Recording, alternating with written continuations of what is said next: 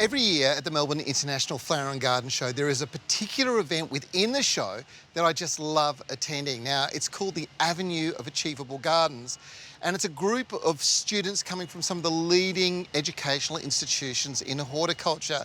Now, these students have come together this year to produce 12 achievable gardens. They're achieved on very low budgets and not a lot of room, which is pretty much like most of us have in our own backyards.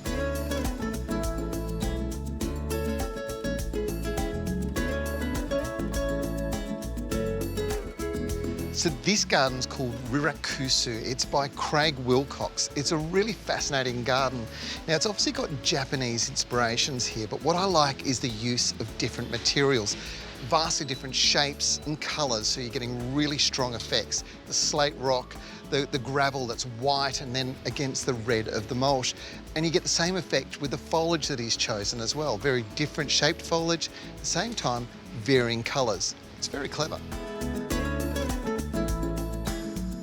Tiva Nook by Claire Derwart is a really good example of what you can create in a small space. I love how she's used colour plants here. It is really clever. If you only had a little nook in the garden and you want to create a romantic little spot to spend time, this would be the way you do it.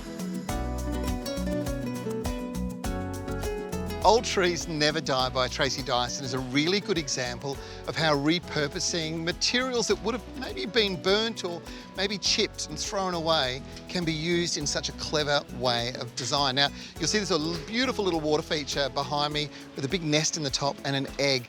Now, this is an example of old timber and how important it is to the environment, not just for its visual appearance and the fact that it's locked up carbon, but more importantly because, well, if you're burning those sorts of things, you're just wasting it. So this is a really good example of using new and old in a very clever way, in a very small area.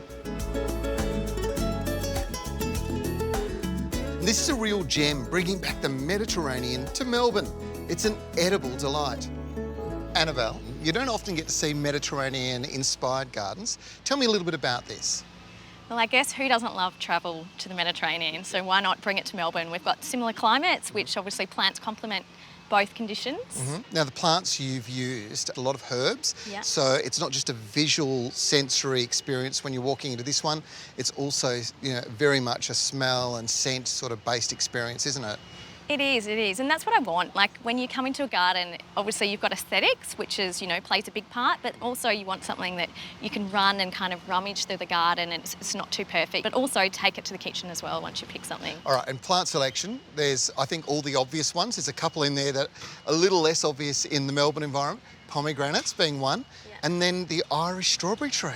Yeah, the Irish strawberry tree, once I found that, I was like, I have to use it. Obviously, it is a competition, but it's good to also expose different trees to the everyday people coming here. And Irish strawberry tree just sounds pretty cool. It does.